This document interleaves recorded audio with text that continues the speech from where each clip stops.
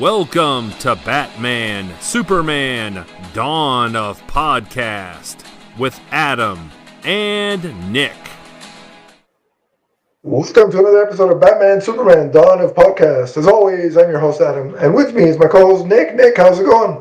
Hey, I'm doing great. Happy to be here. The holidays are rounding upon us, so all the craziness and chaoticness that comes about that. But happy to be here because we got a lot of great stuff to talk about. How are you doing? I'm good. The Christmas season is my favorite of the year, so I'm happy about that. Looking forward to the holidays. Always good to talk with you about our arguably, two favorite heroes, at least within the DC sphere of things.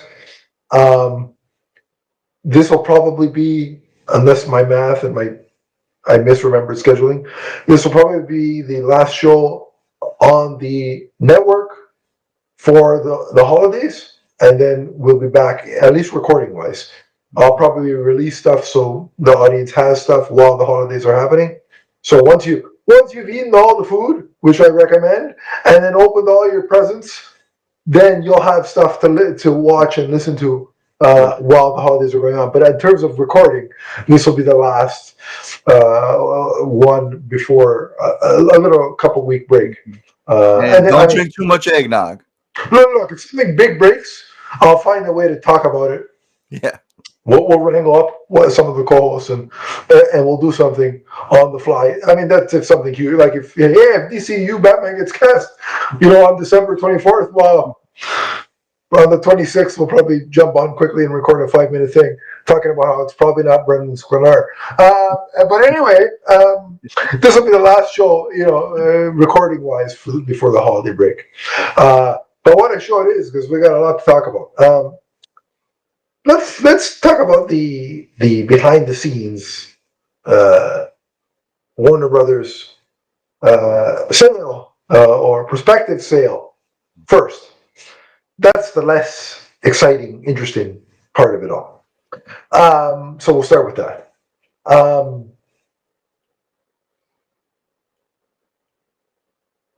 Earlier, last month, Netflix had won the bidding war for Warner Brothers, and Warner Brothers had decided, okay, this is we're gonna sail to Netflix. And then, as that was being talked about in the press, Skydance, which recently bought Paramount, made a hostile bid to try and usurp Warner Brothers from Netflix, which, as of today, Warner Brothers has come back and declined that takeover bid and have suggested that they're going to move forward with the Netflix acquisition. Now, that still has to go through regulatory processes and all the nonsense that has to happen there. So it's going to be about a year to a year and a half before Netflix actually takes ownership of Warner Brothers. But because the internet is the internet, Nick, and fans, themselves included, we do it sometimes too, tend to panic and overreact about things. Some are doing that here. Well, what's that mean for, in the case of our show, DC Studios? Well, what's it mean for DC Studios? In the immediate, for the next year and a half, absolutely nothing is what it means for DC Studios. Things are going to proceed as normal. We know that, because I think it was a report from Bloomberg, that the deal for James Gunn and Peter Safran has been extended through to the end of 2027. So probably shortly after Netflix takes control, James Gunn and Peter Safran will still be the heads of DC Studios. Based on what Netflix has said publicly, it seems like, for the most part, They're going to leave Warner Brothers running as is, and all its departments running as is. So,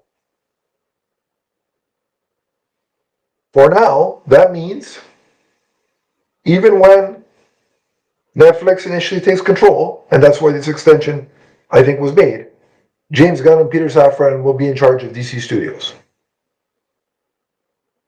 The plan is, because I know everybody's worried about this, that, again, for the purposes of the DC portion, because that's what we're talking about, theatrical movies will still be released theatrically. So everybody, oh my God, what's going to happen? That's still going to, you could still go to the movies and watch a DC movie in IMAX. And I'll just say this about that in the broader sense of things. I don't think Netflix makes this purchase to then just say, oh, we're scrapping theatrical releases. Because why would you buy a movie studio? Doesn't make sense. No. The theatrical window overall may shorten, but that's been happening across the board, let's be honest. So it's not just a Netflix thing or a Warner Brothers thing. That's what the market is dictating. People like having things, at the edge of their fingertips as soon as they can have it. So the theatrical thing is still going to be in place. And James Gunn and James Gunn has said, certain projects that we do are meant for the theatrical experience. That's going to stay the same. He said that in that Bloomberg article. So I don't think there's a worry there. What I think this deal allows is for Supergirl to release, for Lanterns to come out on HBO Max or HBO. It allows for Clayface to come out, and it allows for Man of Tomorrow to come out. What that will allow is for James Gunn and Peter Safran, but also Netflix, when they have control of Warner Brothers, to look and see how DC Studios is doing. If the majority of the projects do well, they continue to get critical acclaim, viewership is there in terms of the streaming side, and the box office for Supergirl and Man of Tomorrow do solid numbers. Netflix, Netflix is stupid. If something is successful, they're going to keep it. Because that saying, if it ain't broke, don't fix it, is very much true. Now, if Supergirl bombs, if Clayface bombs, if Lanterns gets no ratings at all, then Netflix may pause and say, wait a minute, we got to take stock of what's going on here. But again, I don't foresee all four of those projects tanking.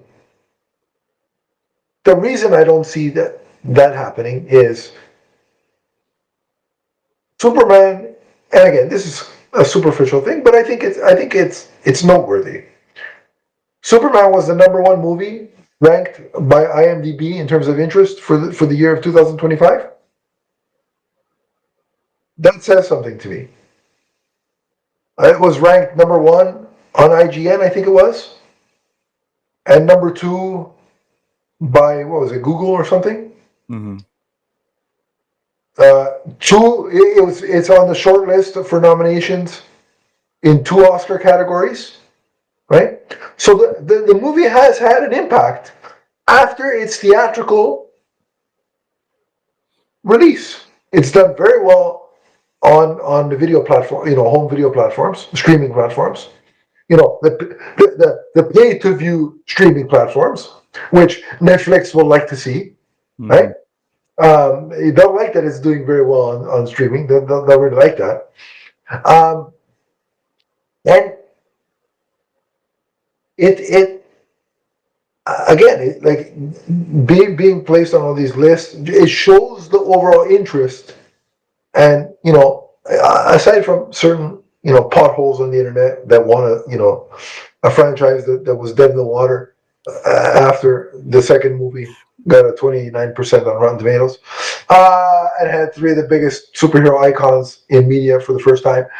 It was dead since after that. But anyway, aside from that corner that wants it back, I think the overwhelmingly a lot of people at the very least liked to love Superman. That's the impression I'm getting by these numbers. Did they see that after 2 days or 3 days, the Supergirl teaser trailer has 19 million views, 17 to 19 million views? Yeah. The interest is there. So as long as Supergirl is good, I think it'll do well at the box office. As long as, Clayface is a different animal because it's a smaller budgeted thing. It's more of a horror tinge thing. So if it has a $40 million budget, guess what? It doesn't need to make $600 million. I don't even think it needs to make $200 million to be profitable at $40 million budget, right? So that's good. And then again, I have faith that Lanterns will do well on HBO, considering that I think for the first time, if I remember the stat correctly, Peacemaker, I think it was the finale of season 2, cracked the top 10 of the Nielsen ratings, which is very rare for an HBO Max project. Usually that's dominated by Netflix and what's the other popular show on Paramount? The one that the guy that won't be Batman is on. What are those shows called? The Yellowstone. Oh yeah, like those usually crack those usually crack the Nielsen ratings, but for HBO Max, it's not as common. So the fact that Peacemaker did that showed that there was interest. You know what I mean? So I don't foresee, and you can tell me what you think is, or what you think. I don't foresee all these projects, flopping. I don't see DC Studios going 0 for 4 in the next 4 projects. You know what I mean? Mm-hmm. And then, so there's that, which I want to get your thoughts on. But also, my overall viewing with it, what side am I on? Paramount versus Netflix. Honestly, just on what I know, I'll make my bet and lie in it with Netflix for the simple fact that, look, and I'm not going to get overtly political here, but don't just push through a rush. What are we on, 4 now? This will be 4. A rush hour 4 at the request and musings of the President of the United States. Regardless of political affiliation, I don't need the President of the United States deciding what movie gets made by DC Studios. I'm sorry. Mm-hmm. Entertainment should be entertainment. The guy that's the President of the United States should run the United States. Not worry about what movie's getting made. So I don't want a studio that's so aligned with any political figure running DC Studios or having control of any form over DC Studios. And given what Netflix is saying about, look, we're still going to do theatrical, and we're going to keep the Warner Brothers division running as is. Because again, let's keep in mind, Netflix does not know how to run a movie studio. That's not their thing. So they're going to leave the people that know how to run one in charge of one. Right. For those reasons, I'm on board with Netflix. And listen, the fact that, when a DC show comes out, because it sounds like DC Studios shows are going to be put on Netflix from one of the reports I read, whereas more of the artsy, non-IP stuff is going to be reserved for HBO, like the prestige non-IP kind of stuff is going to be more HBO. I'm good with that. The fact that I can go to, like, when, let's say, let's say that the prospective Jimmy Olsen show, right? To me, the fact that I can watch that on Netflix, I like that. Because I have Netflix. I don't want to necessarily buy HBO if I don't have to. The only reason I would buy HBO, I'll be honest with you, there's two things I would buy HBO Max for. Game of Thrones and the DC studio stuff. Mm-hmm. Because of regulations here in Canada, I can't get HBO Max separately. I have to buy this other streaming service called Crave. Mm-hmm. And Crave has all the shit that I don't want. So, if all the DC stuff is going to be on Netflix, Adam is happy. Because Adam doesn't have to buy another useless streaming service just to watch his DC stuff. So, cool. Am I happy with the drop it all at once strategy? I prefer weekly, but I'll deal. You're telling me something drops at midnight, a DC show drops at midnight, and I got to stay up till 3 a.m. watching it? I'll do it. It's DC. Oh yeah, just put it in an espresso and away I go. So I'm in support of. I'm happy that it seems like Netflix is going to be the one that gets it. So Nick, my question to you is, mm-hmm. what do you make of? Are you in agreement with me that as of right now, it's not going to affect DC Studios all that much? And were you pro Paramount or pro Netflix in this situation? Yeah, no, I think you hit the nail on the head. I think in the short term, I think, 2026, we have absolutely nothing to worry about. I think all the movies and the shows all have benefits to doing very, very well. I think Supergirl might do half of what Superman made, or it might make more. Clayface, like you said, unless nobody goes to see that movie, it's going to be profitable either way you look at it. And Lanterns, I'm hoping is going to be like an event. Yeah. Weekly television show. I mean, look at what Welcome to Derry did extremely well. Yeah. And people consistently watch that for 8 weeks. So yeah. I know that's not a DC thing, but I don't really have any. Oh, it has a DC creative involved. Sure, yeah. But I have no concerns over the DC slate. I think everything is gonna hit, and I think everything's gonna be good to great. So I'm really, really excited for next year. 2027, yeah. I mean, we really only have the Batman Part 2, and we have Man of Tomorrow, and there's really nothing slated. And again, are those two gonna fail? Probably not.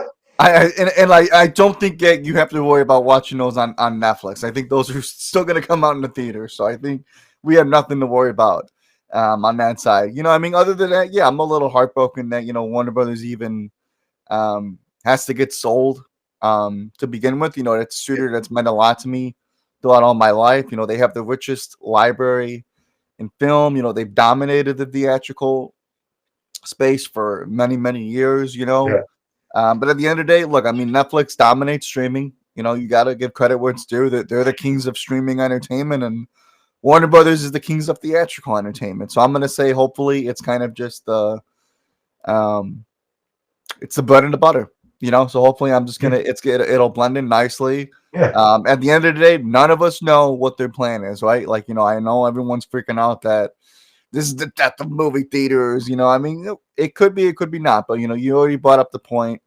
The theatrical windows are getting smaller and smaller as it is. But I would even argue, I think movie theater etiquette is getting smaller, not in a good way. The intelligence level of people going to the theater is getting less and less. I think that the movie theater etiquette is what we should be talking about more than general cleanliness. Movie theaters. Yeah, but neither here nor there. So at the end of the day, just gotta hope for the best. It's both a bummer, but you can also look at it as a positive. But to answer your question, it's ironic because I wanted the lesser of two evils. Whether that was Paramount because they're a pro theatrical studio, regardless of how we may feel about them. But in the coming weeks, I think I'm pro Netflix because if they're just gonna leave Warner Brothers as is, and the main reason why they want Warner Brothers to begin with is because they have literally arguably the best library in Hollywood, then let them utilize it to what they want to do. So I mean, the fact that Netflix can now, by the time the Harry Potter series is ready to go, and Netflix is going to say, look, we have a Harry Potter series. Come, I mean, that's Yeah. It makes sense for them to. They're getting Harry Potter. They're getting DC Studios. They're getting Mortal Kombat comes along with that, right? So the second one does well. Yeah, I mean, to me, a product like Mortal Kombat could actually be beneficial as a series over a movie. So they could spin out series from the movie. Like, I mean, it's for them. It's like it makes a lot of sense. And again, let's remember that Netflix started as a movie rental option. I used to get those discs back in the day. Right, Oh, right. yeah. So for them now to own a movie studio and be in the theatrical space is kind of like a full circle kind of situation. Right. Yeah. So I think there's a lot of hand wringing. There's a lot of doom and gloom. Yeah. But again,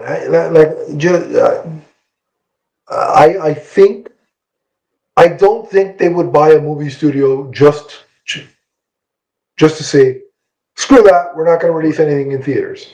Yeah. The only thing that might really change is you might just see the movie faster on Netflix than you would HBO Max. That really might be the only thing that's... exactly. And let's be honest here. At least I'm going to say it from my perspective. If I don't go see a movie in the first month of its release, then I generally have no interest in seeing that movie in the theater. Right. Right? The fact that it's there for an extra 2-3 months is not going to make me think, oh, you know what? Now I want to see this movie. Usually, if I want to see a movie in theaters, let's be honest, I'm there opening weekend. Right. But if it's not a superhero movie and I want to see it in theaters, I'll go within the first month of release. After that, if it's any longer than that, I'll just wait for it to come on streaming. Yep. So, and I think most people think along that same lines. If it's a movie they really want to see, they'll go see it within a month of release. Yep. So all this hand wringing of, well, the Superman only got 34 days. Well, yeah, that's a month and a half. That's a month and a week. Mm-hmm. If you didn't see Superman in the first month and a week, did you really want to watch Superman? Right. So yeah, and it still made over 600 million over that 34 days. So yeah, and I think if it would have had a slightly earlier date, it might have made more because it would have had a little more space. But again, given the nature of things getting pushed and this and that, everything has been compact the last couple of years, and it probably will be for another year or so. Right. Just the fallout from everything being pushed back, delays, the strikes, this, that, everything else. Good point. But we'll see. But I'm not, like I said, I don't think Netflix is going to say, all right, that's enough. No more theater. No more theaters for Warner Brothers movies. Yeah. I really don't see that, as being the situation. So I'm not concerned. And so we'll just look. We don't have to worry about this until after Man of Tomorrow, realistically. Yeah. So I'll worry about it after Man of Tomorrow. That's still 2 years away. Like, we're fine. Right now, just tell me who you're casting as Brainiac. That's all I care about. Yeah. But anyway, that's the business side of things. We're done with that. On to the Batman Part 2 casting news. How about that?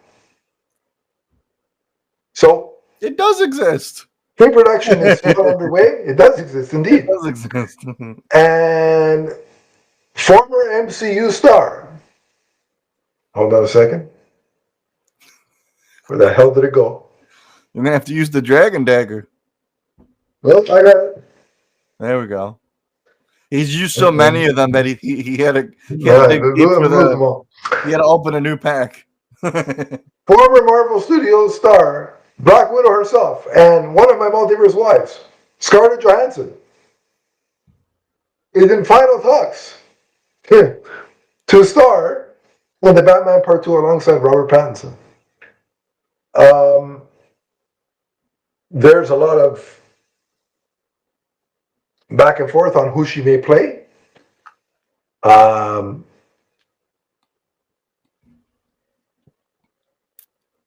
Fans are leaning towards Andrea Beaumont, aka Phantasm, from Mask of the Phantasm. But Mr. I want to say 40, 60, if not 30, 35, 35, 60, what is it? What would it be? 65, 35, 65? In terms of my math is terrible. Mr. In that range anyway of reliability. Jeff Snyder is saying that she's going to play Gilda Dent, the wife of Harvey Dent, who eventually, Harvey becomes Two-Face. Look, do I have a preference of who she's playing? Not really, because I'll tell you why. I would love to see Mask of the Phantasm influence or in some way be adapted into live action. And I think that would fit Matt Reeves' vision of his Batman universe. But by the same token, if Gilda Dent is in a movie, that means Harvey Dent is in a movie. And I want a full-on Harvey Dent / Two-Face origin movie. Because, look, I think Aaron Eckhart was fantastic in The Dark Knight as Harvey Dent and Two-Face. I'm one of those people that likes Batman Forever. I thought Tommy Lee Jones went a little bit overboard at times, but I still overall, like it. In spite of saying both those things, I still don't think we've had a fully explored, developed, fleshed out story told about Harvey Dent / Two-Face. I thought Aaron Eckhart was great, but he was overshadowed by Heath Ledger's Joker. And then I think Jim Carrey stole the show in Batman Forever as the Riddler. So I would love to see a fully formed, fully told Harvey Dent Two-Face story. And if Scarlett Johansson is playing Gilda Dent, so be it. But I like her as an actress. I think she could pull off both of those parts. I'd be a little shocked if it is Gilda, just in the sense of that's kind of a secondary character. Usually she's more of a lead player. So that's the only thing that gives me pause about that. And again, I don't trust Jeff Snyder unless I hear it from another trade. So I'm not gonna sit here and put a stamp. Yeah, it's Gilda Dent, case closed, until I hear it from Variety or Hollywood Reporter or Deadline, because Jeff Snyder is the equivalent of toilet paper. I use it and flush it away. So to me, I don't take his word as fact until somebody else corroborates it. But what's your take on A, Scarlett Johansson, coming aboard, and B, who do you want her to play? Do you have a preference between those two, or do you care? Are you just happy she's in it? Probably a combination of all of it. I love Scarlett Johansson. I love that she's in the Batman Part 2. I love that she actually wanted to be in the movie too. I saw a story. She actually told her agent, like, do whatever you got to do to get me in this movie. Like, I'll make it work. So, Matt Reeves knows how to get talent. I mean, like, you can't even deny that. I kind of tweeted this out. I've talked about it in general. I mean, like, the Batman Part 2, I mean, regardless of the wait time, and it has felt long, it's just bigger than anything that's coming, like, right now, like, in DCM. I look at, like, from a talent level, I look at from a crafts level. I mean, Matt Reeves just knows how to deliver, so I think that there's going to be no doubt. You look at the casting. I mean, Robert Pattinson, Colin Farrell, Jeffrey Wright, you got Zoe Kravitz, question mark, maybe, Scarlett Johansson, Andy Serkis, so I mean, like, there's just, like, top to bottom, and it's Batman. Like And it's Batman. to You know, to echo what you're saying, I think it has the sense of being bigger than anything else because it's Batman, right? right? Mhm. Like Matt Reeves is a phenomenal filmmaker, and you're right. The talent wants to work with him because it's Matt Reeves, but Yep. there's also the sense of it's Batman. Yep. How many people get asked, talent get asked by that guy there on the Happy Side of Confused all the time. What's his name there? John Horowitz. Yeah. Yeah. They get Mhm. asked all the time, Yeah. do you want to do a Yeah. superhero movie, comic book movie? And 9 times out of 10, that's not really my thing.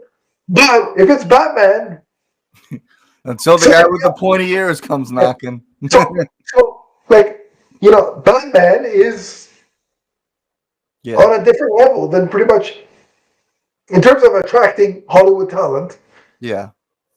On the level above everybody else. It is what it is. Like going back to again, and this stems from look. Yes, if you're just saying theatrical, this goes all the way back to '89 with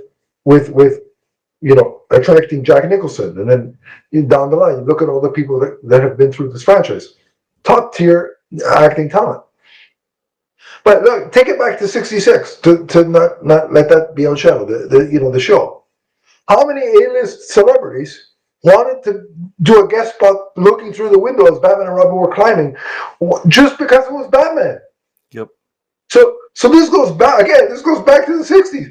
Yeah. There's something about Batman that just big name talent wants to be involved. Yep. And I don't blame him because Batman is amazing. Yeah. It's so are you in terms of the character she plays?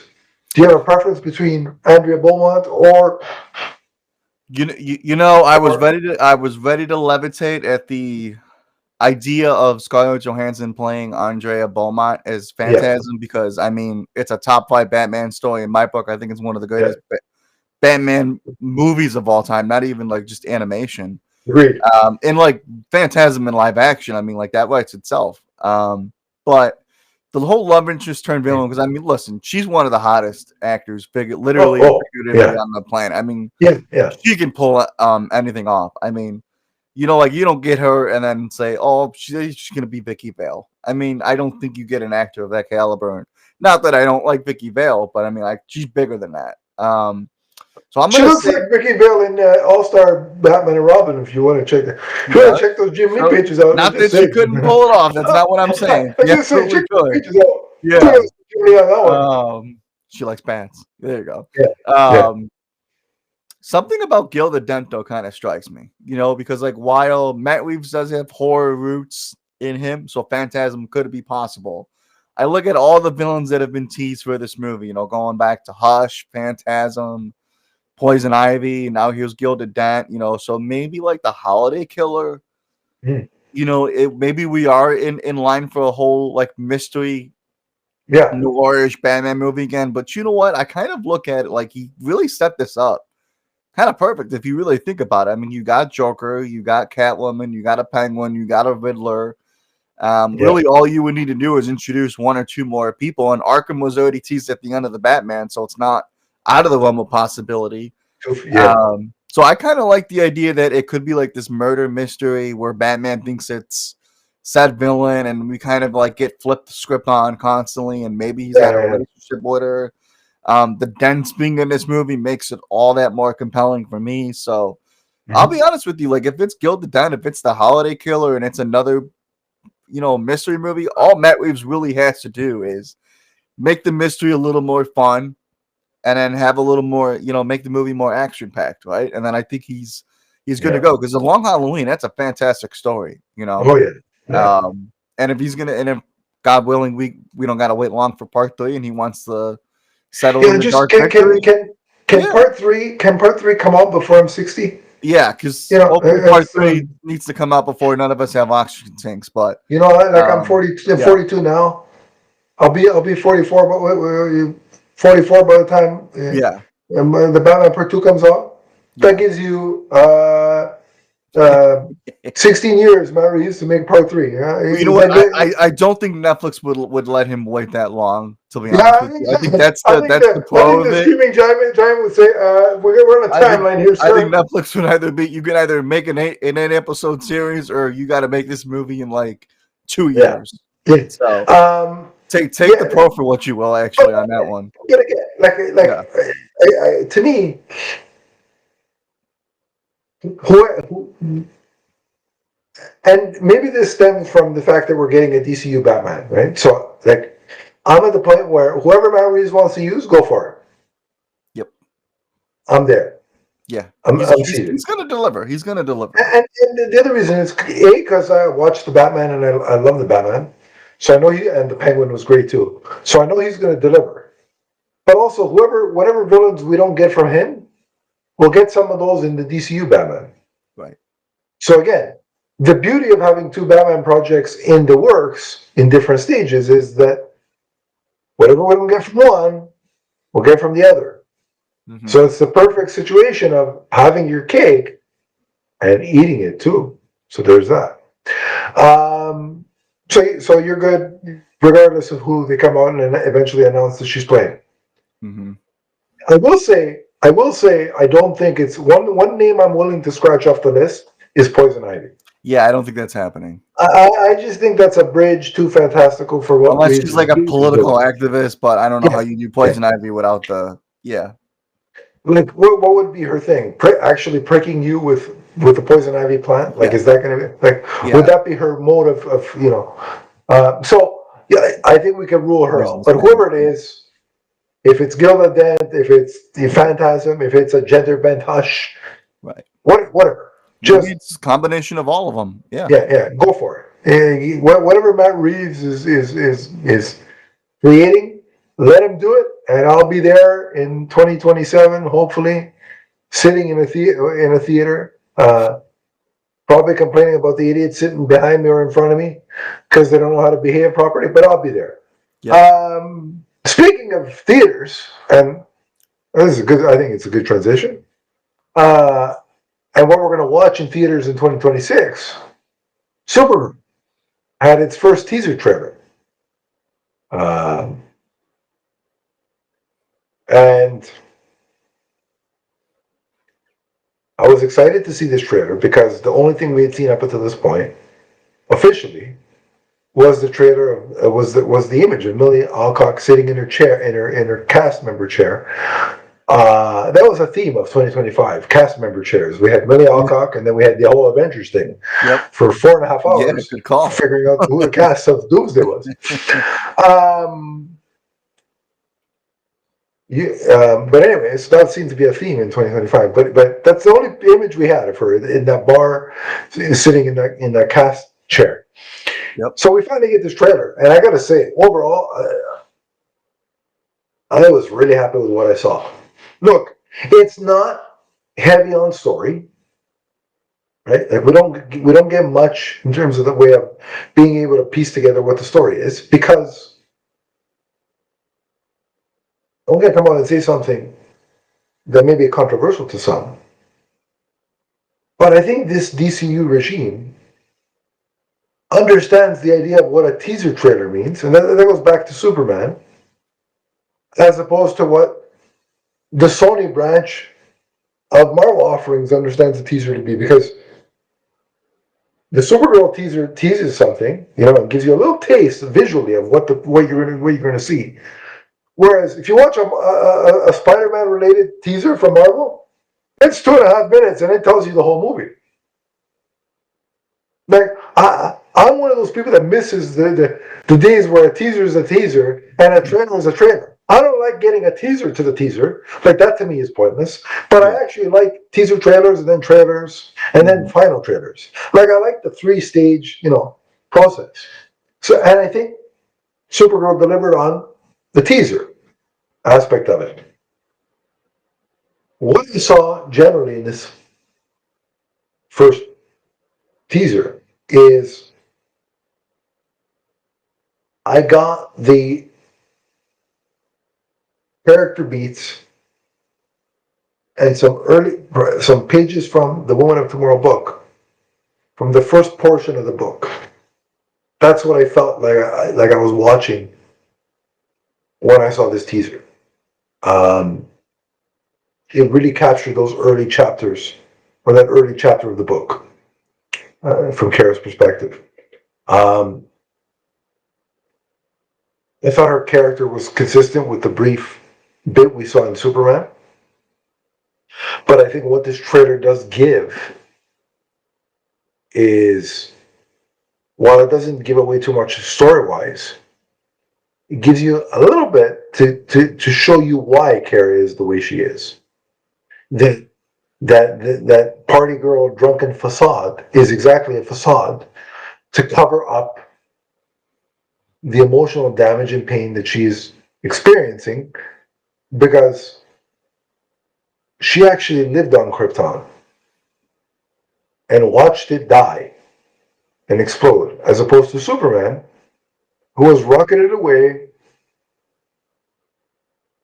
and was, found by a loving Kansas farm family.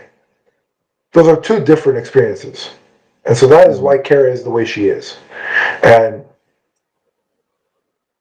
I like that it generally shows that we're going to get a flashback to Krypton, and we'll talk about, there's a specific portion of that alludes to a potential villain in Man of Steel, in Man of Tomorrow, excuse me. Glenn is not getting restored. Man of Tomorrow is the one that's coming.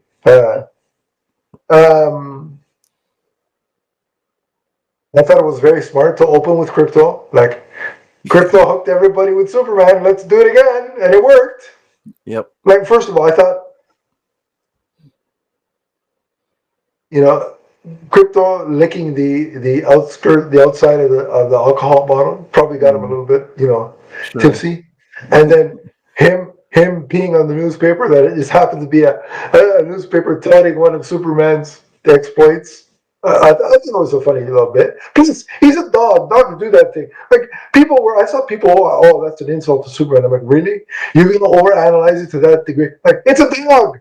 Yeah. Dogs pee over places. Like, they pee everywhere. And look at Krypto. We all know that he is malbehaved because he's look at his owner, right? As Superman says, this is why the way he is, her up, the way she's bringing him up is the way he is, why he is the way he is. So I thought opening on him was smart. I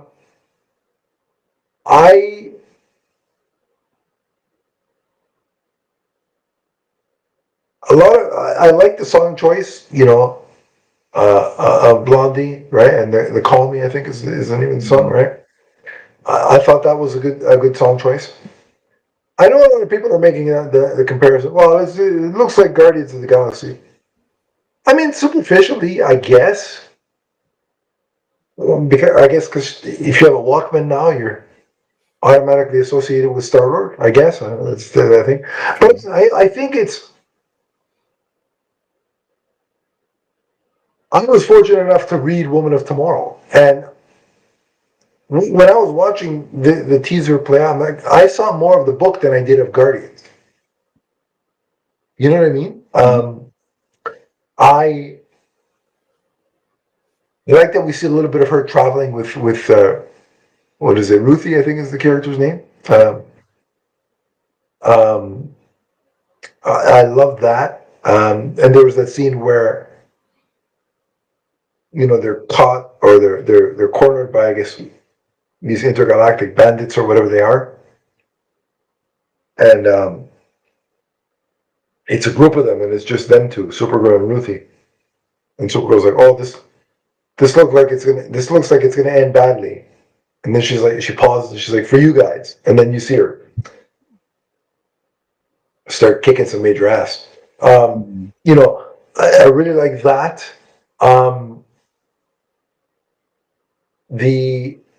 We did get a brief shot of Lobo, ever so brief. I definitely want to get your thoughts on this, but my thought on it was, in that brief image, or that brief video, I think, man, they nailed that. Like even in shadow, I'm like, oh, they. And then, so thankfully, somebody with a lot of time on their hands on the internet brightened up the image so you could see more.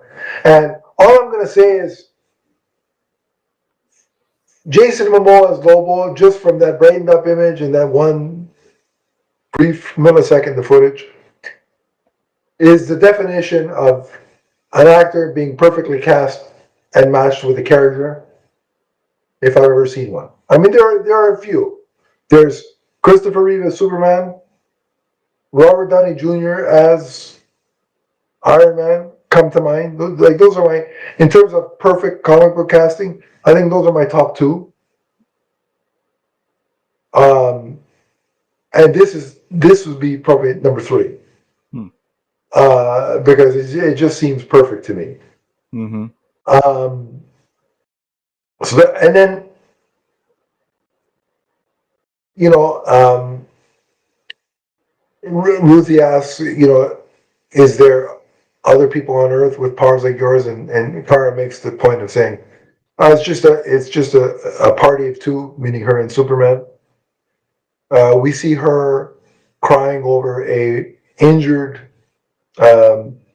Crypto. I hope to God they're not going in the direction that I fear they're going. Brace yourselves.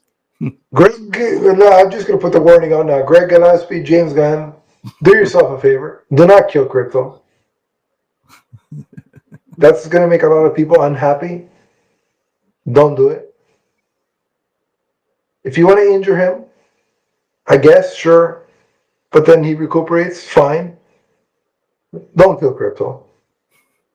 And this is coming from me, who is not like, again, I don't hate dogs, so I don't want people to misunderstand this.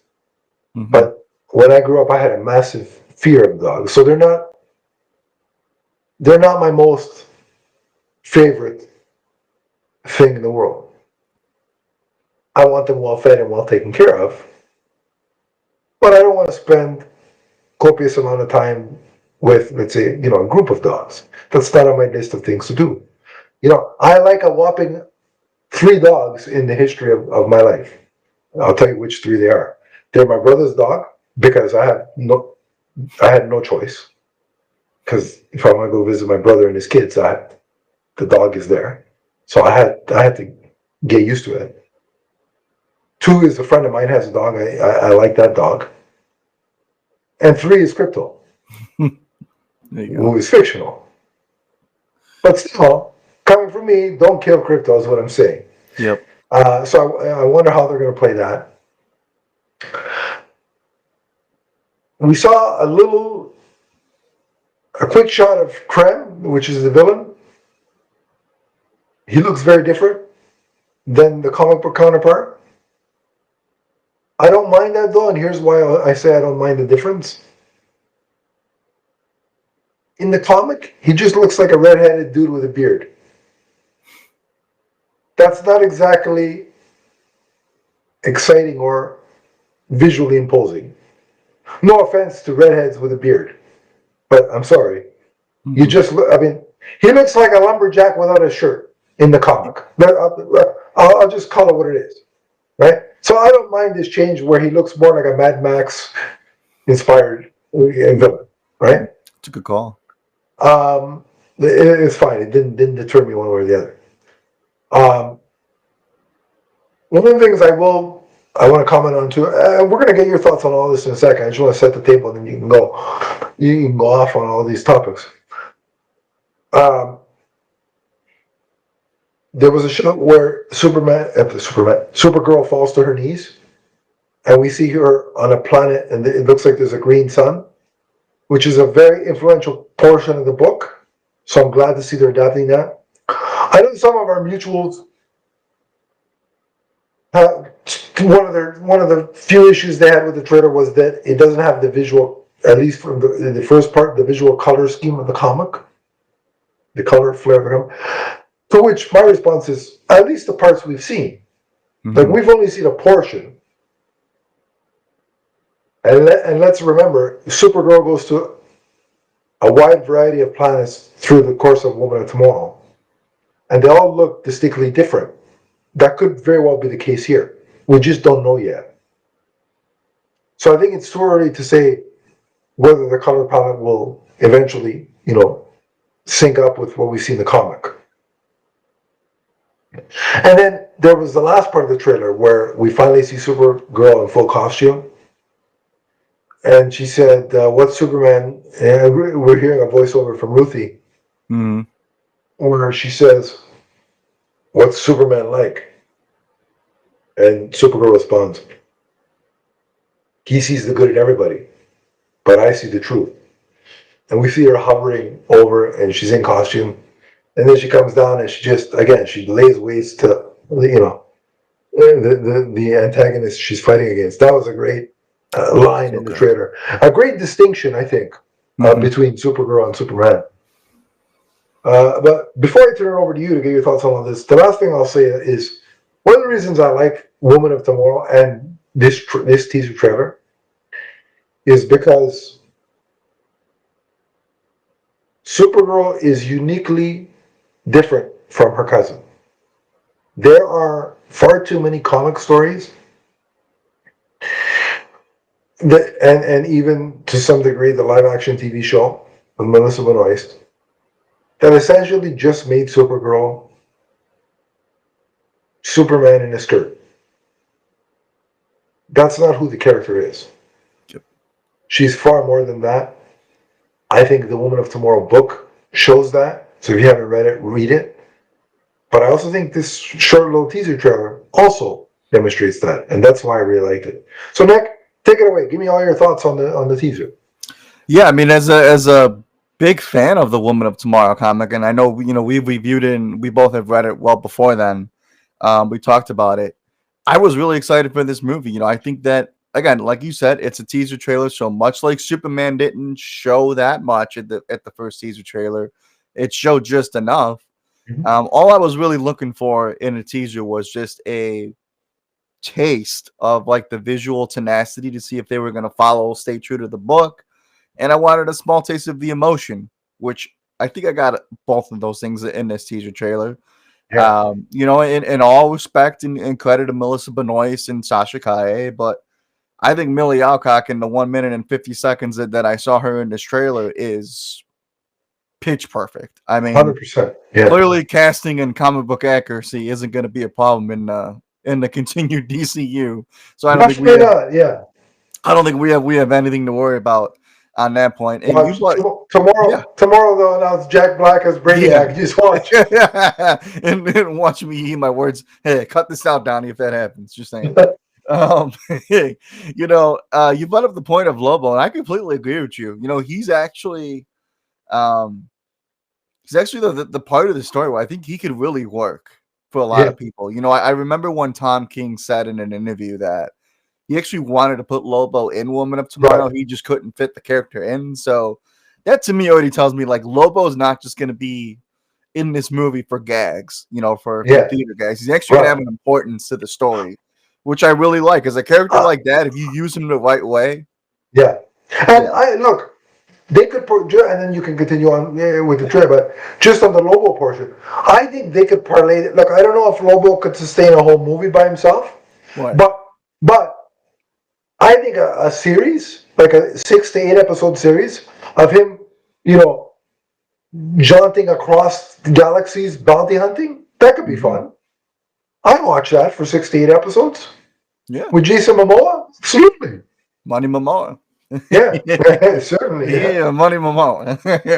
But the other thing that I got from this too is how different it actually feels from Superman too. Right? Like you can say it feels similar, but also pretty different. Woman of Tomorrow is a very dark, serious, edgy story, and that's kind of what we're getting from Supergirl, right? And you can still make dark, serious, and edgy a really fun movie. I look at, like you kind of said a few minutes ago, all the planet hopping stuff that goes on in the story, and that to me, that's a really fun movie that can still incorporate some dark and heavy stuff to it. So in that nature, I'm really excited. And yeah, it does seem like Supergirl's going through some stuff in this movie, which is staying true to the source material. So again, going to be very curious what they stay true to and what they kind of choose to adapt.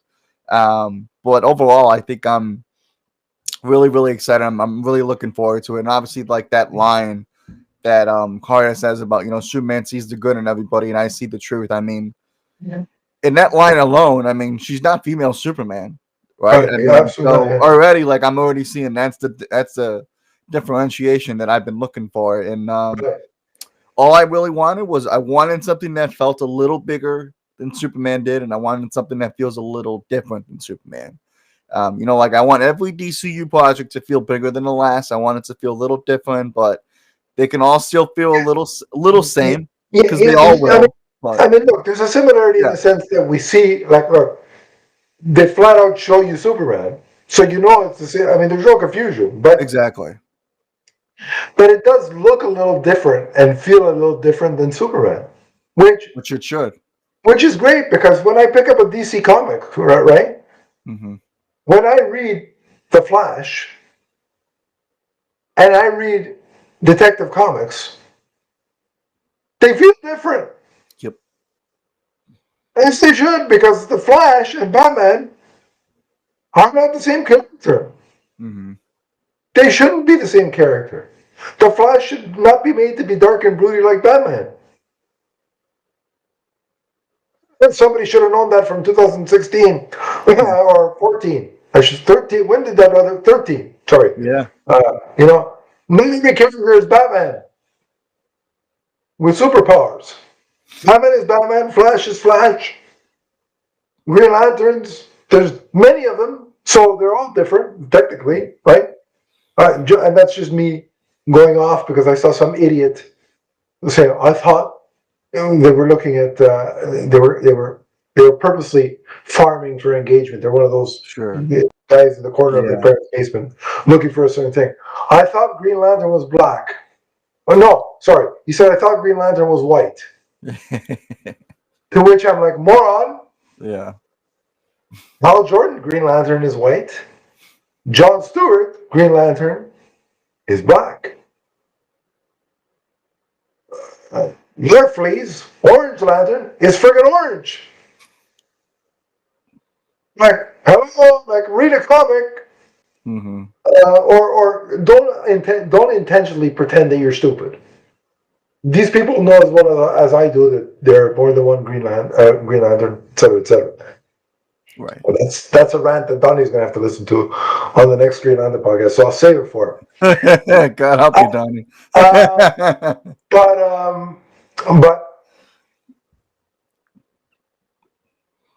But I think James Gunn has said this, and I agree with him. Every DC movie should have a slightly unique feel because, like their comic book counterparts, they may inhabit the same universe, but they're all different characters. Yep. So I like the Supergirl is already feeling different from Superman. I don't want to watch Superman in a skirt. Like, that's not on my bingo card. Yep. When I go to Superman, I want to watch Superman. When I go to Supergirl, I want to watch Supergirl. When I watch Batman, goddammit, I want to see Batman. It's as simple as that. So, again, the trailer did enough of what it needed to do for a teaser. As we go along, I hope we get more story, and I'm sure we will. Yeah. It'll be more story intensive, right? The next trailer. And I look forward to that. But, Millie Alcock, also on the list. I was waiting for that. She's on her way. I think she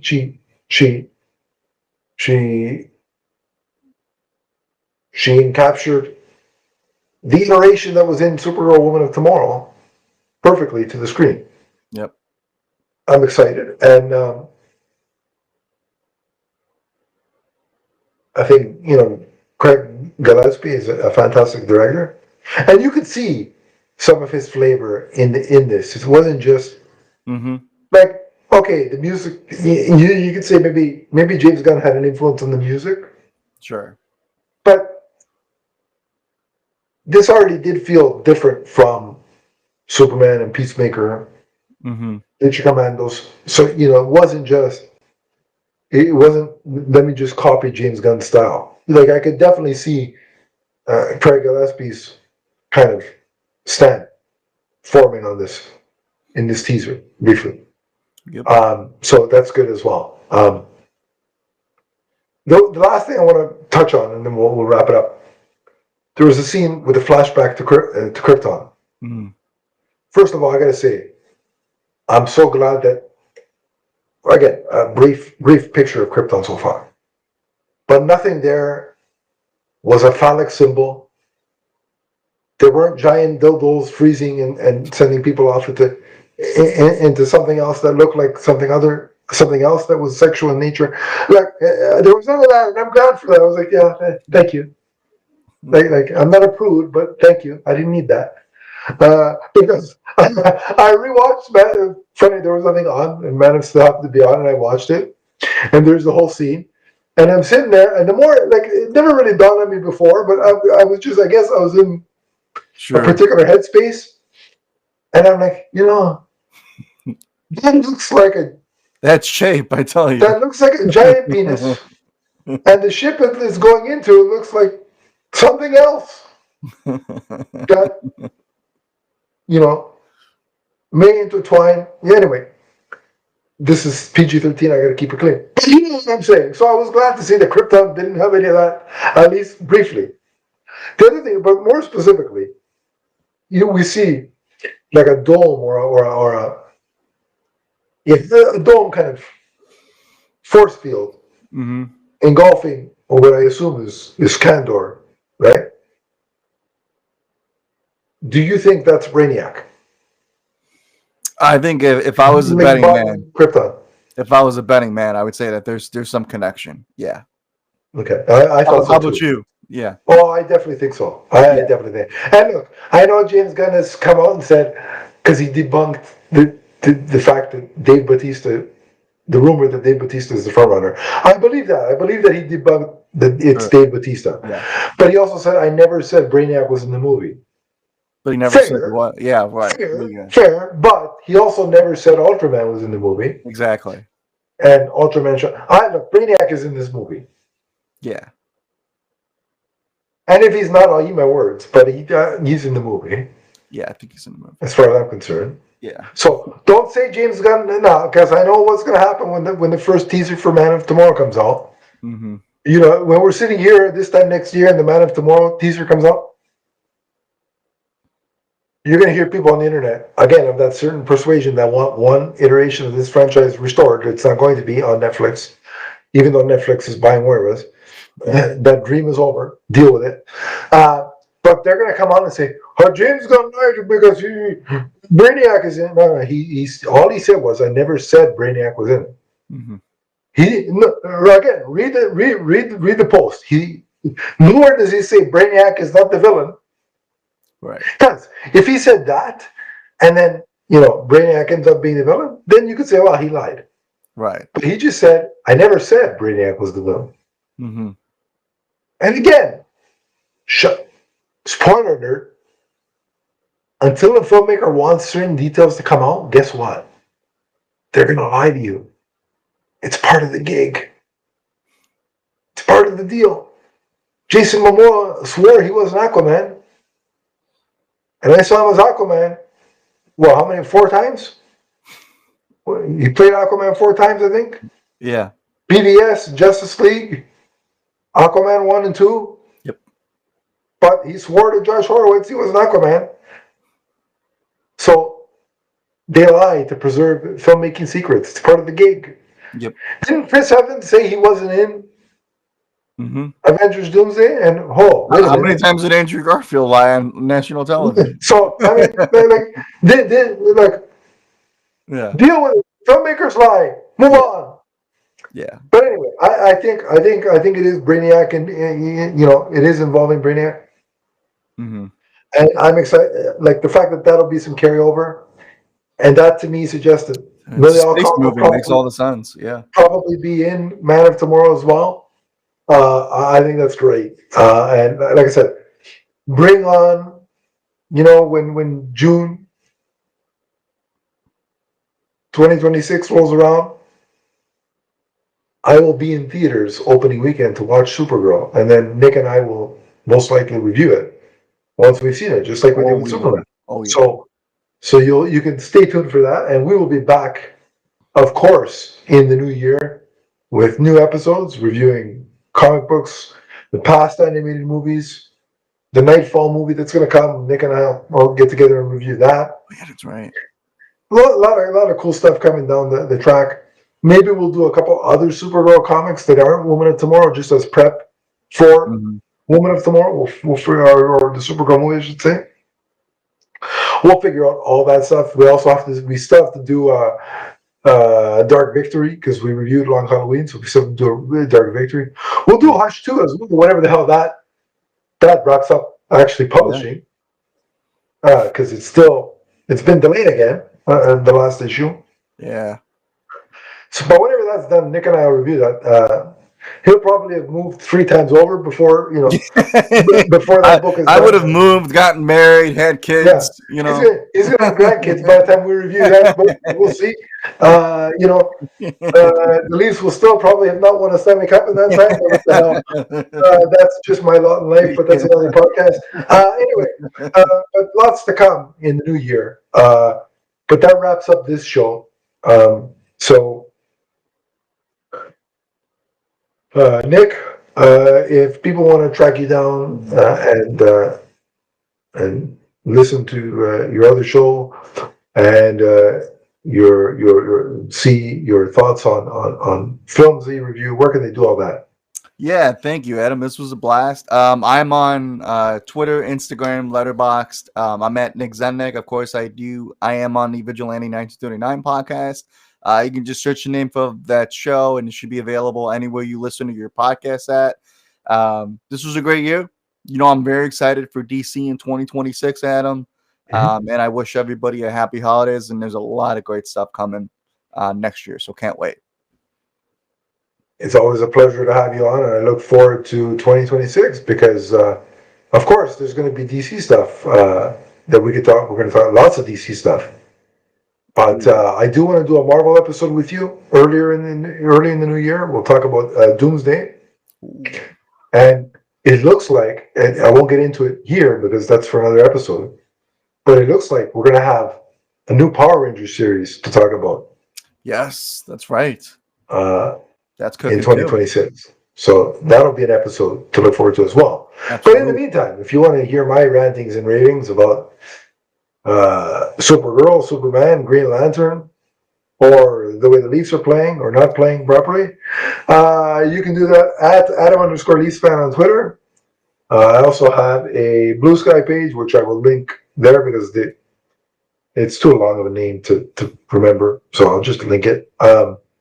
We have a Facebook group, which I will post in the description. Click that link if you want to join. I will add you. We can continue the conversation there if you so choose. But until next time, remember that Supergirl is forever. From the first time she wakes up from a drunken stupor to the last. So long, everybody.